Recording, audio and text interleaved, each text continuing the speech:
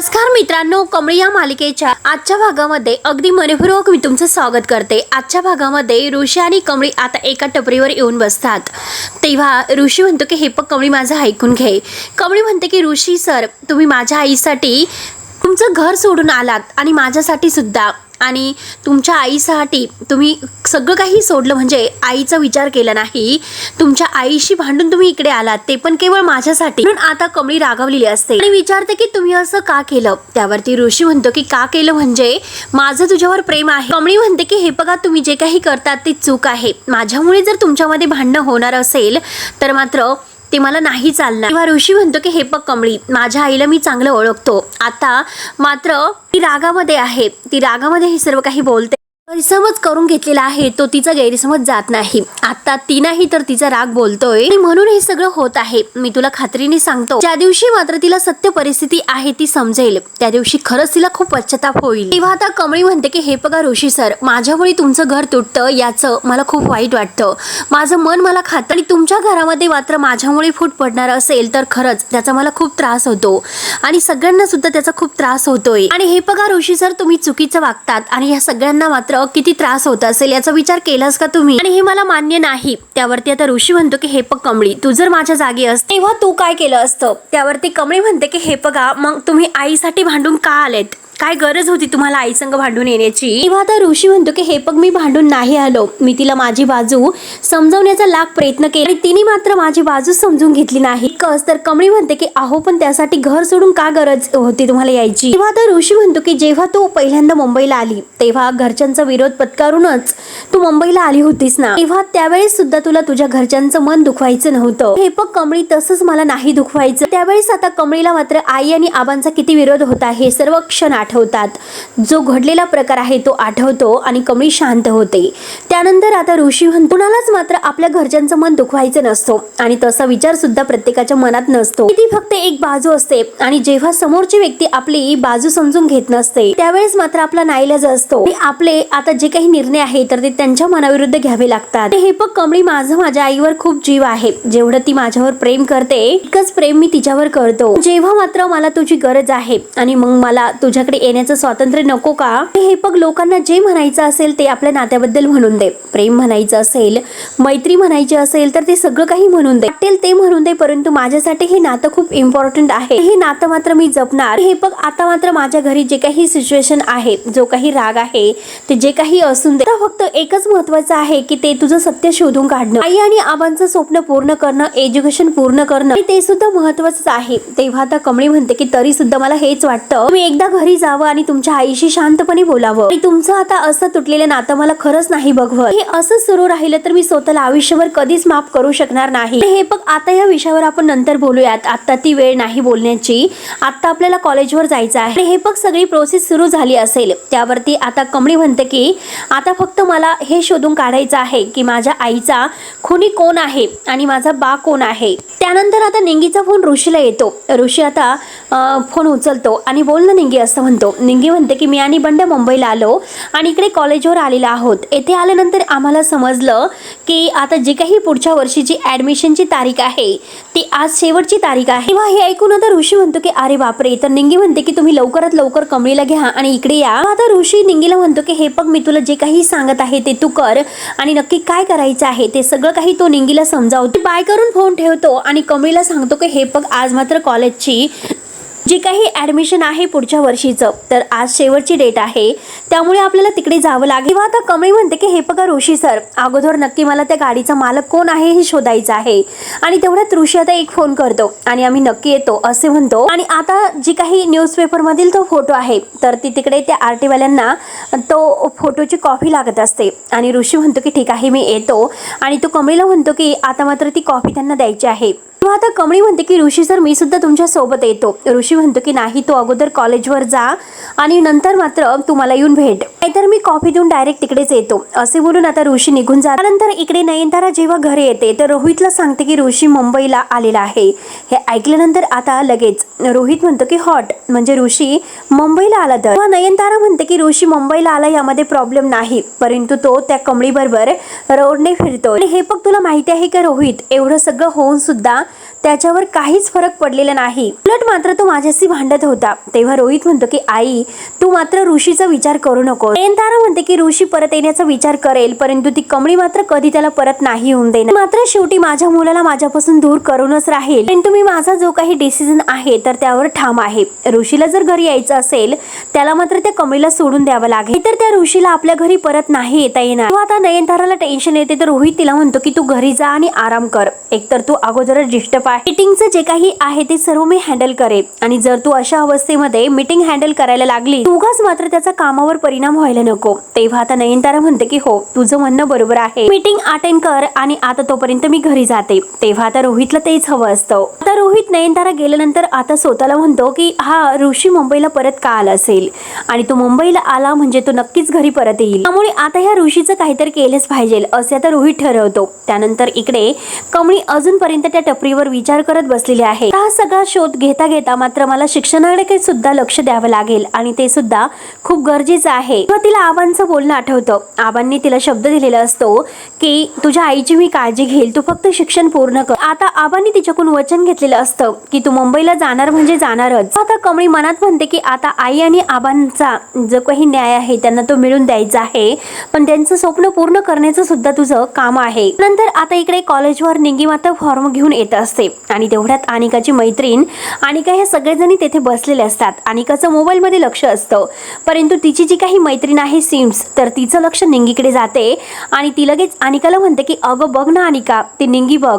तेव्हा अनिका निंगीकडे बघते तर तिला धक्काच बसतो. तेवढ्यात अनिकाची दुसरी मैत्रीण म्हणते की ही आली म्हणजे नक्कीच कमळी आली असेल. सिम्स म्हणते की अगं बघ, तिच्या हातामध्ये फॉर्म आहे, आणि फॉर्म असल्यामुळे नक्की ती ऍडमिशन साठी चाललेली आहे. आता अनिका म्हणते की करेक्ट, आणि धावतच मात्र ती निंगीच्या समोर येते. आणि निंगीच्या समोर आल्यानंतर निंगीला म्हणते की काय ग निंगू पिंगू कच्चा लिंबू. आणि निंगीला विचारते की काय झालं निंगी, इकडे काय करतेस. त्यावरती निंगी रागाने म्हणते की तुला काय करायचं, आमचा ऍडमिशनचा फॉर्म आहे.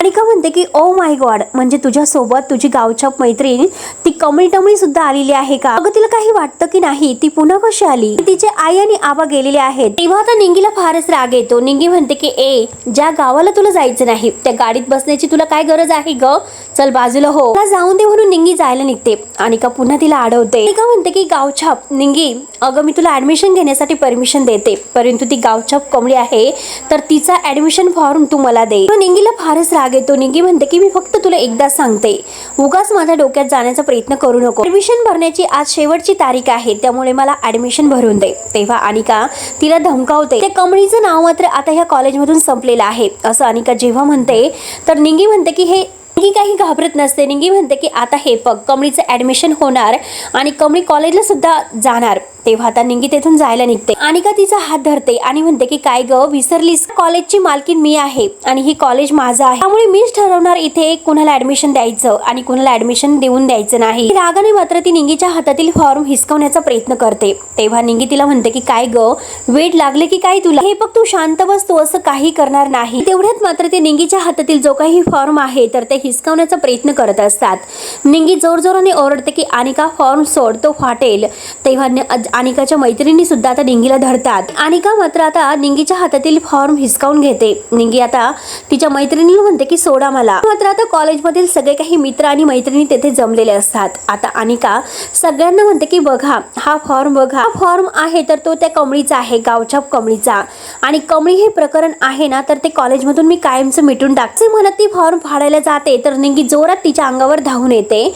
तर अनिका जोरात तिला ढकलून देते आणि कमळी तेथे त्यावेळेस येते आणि निंगीला धरते. आता कमळीला फारच राग येतो. ती निंगीला आता व्यवस्थित उभा करते आणि अनिकाकडे रागाने बघते. अनिकाकडे बघत आता ती अगदी शांतपणे विचारते की अनिका फॉर्म दे माझा. अनिका समोर धरते आणि तो फाडणार आणि म्हणते की नाही देणार.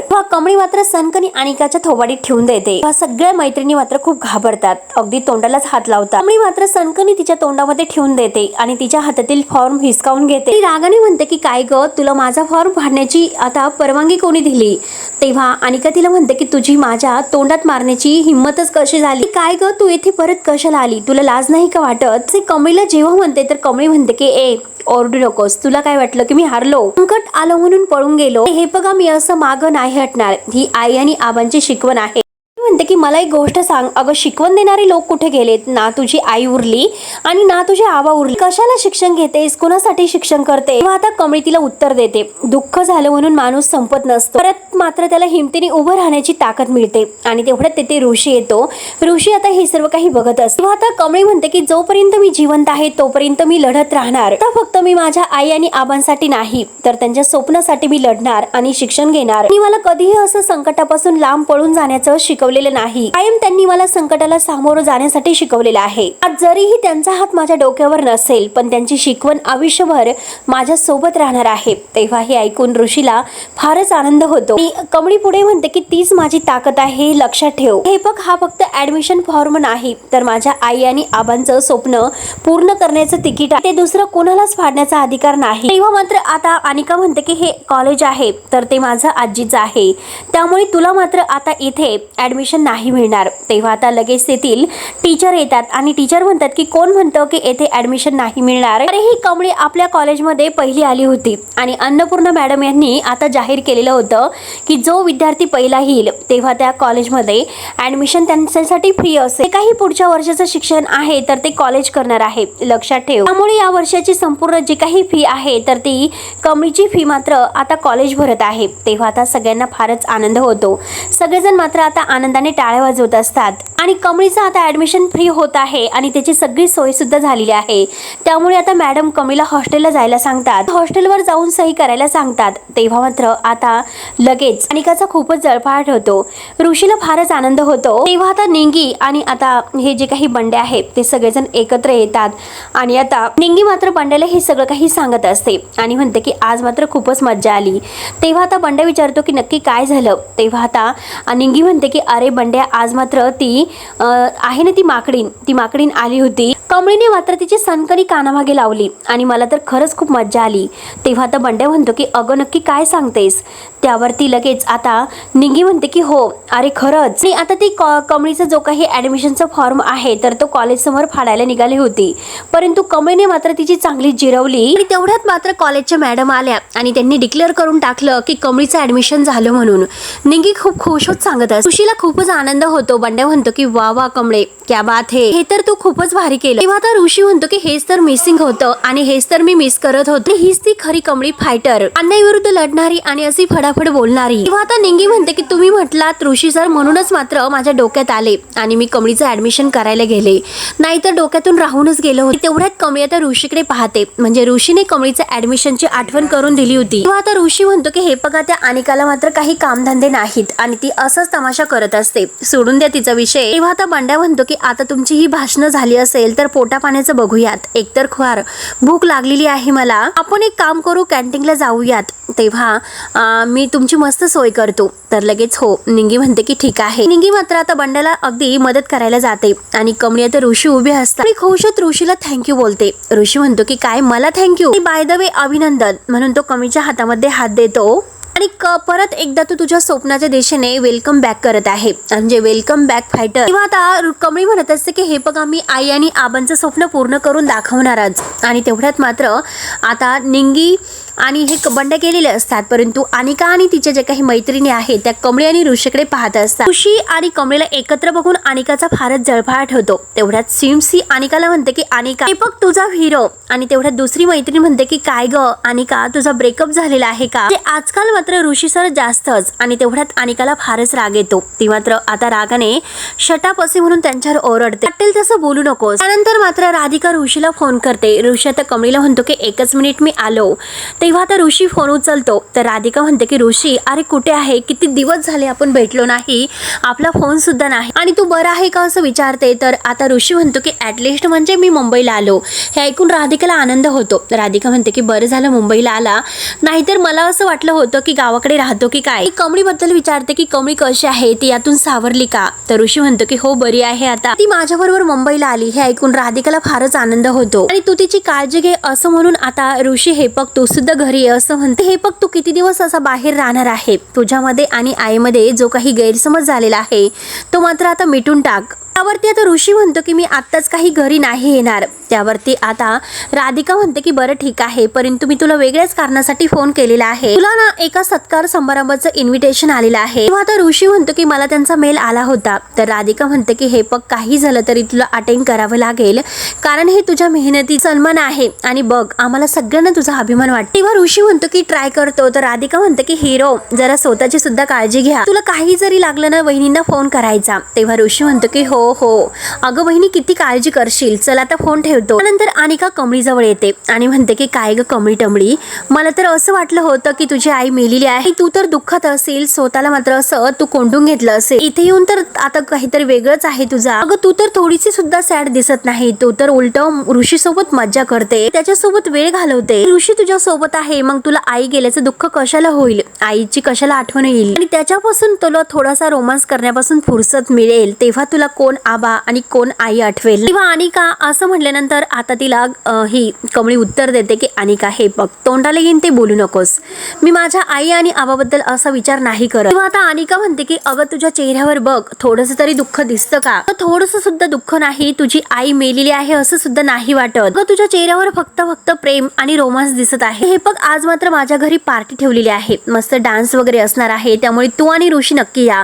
आणि तेवढ्यात ऋषी तेथे आता फोन झाल्यानंतर येतो. अनिकाचं हे बोलणं ऐकतो. आता तुझी आई गेली, एका दृष्टीने तुला बरंच झालेलं आहे, कारण ऋषीकडून तुला सिंपती मिळण्याचा आता अगदी पुरेपूर फायदा होत आहे, त्याच्यावर कब्जा करता येतोय. तेव्हा आता ऋषी हे सर्व ऐकतो आणि जोरात अनिका असं ओरडतो, कोण ढिलं म्हणून वाटेल तसं बडबड करू नकोस. तेव्हा लगेच आता अनिका म्हणते की अरे तू कशाला चिडतो, ते खरं बोलते म्हणून तुला टोचतं का, लागतं का. आता ऋषी रागाने म्हणतो की कमळीच्या आईवरून तू तिला बोलायचं नाही, तुला लास्ट वॉर्निंग देतो. अनिका म्हणते की काय रे, तू तिचा नवीन बॉडीगार्ड आहे का. तेव्हा ऋषी म्हणतो की तुला काही ते सांगायची गरज नाही. अनिका म्हणते की अरे तुला सुद्धा मी कोण आहे सांगण्याची गरज नाही, तू विसरलास का, अनिका महाजन आहे आणि कुणाला काय ऑर्न करायचं हे मला तू शिकू नको, मी सुद्धा तुला दाखवून देते की अनिका काय चीज आहे. तेव्हा कमळी अनिकाला म्हणते की बास कर, तुझा राग माझ्यावर आहे, तू मला बोल, ऋषी सरांना मध्ये घेऊ नको. लगेच अनिका हसते आणि म्हणते की कमळीला जर बोललं तर ऋषीला लागतं, ऋषीला बोललं तर कमळीला लागतं. हे तर खूपच इंटरेस्टिंग आहे आणि तुमचं हे रिलेशनशिप जास्तच पुढे गेलेलं वाटतं. ऋषी रागाने तिला इनफ म्हणतो आणि गेट आउट,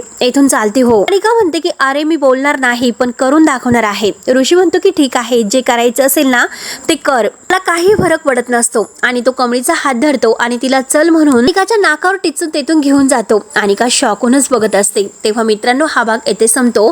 पुढे नक्की काय होणार आहे बघायला विसरू नका. तोपर्यंत धन्यवाद.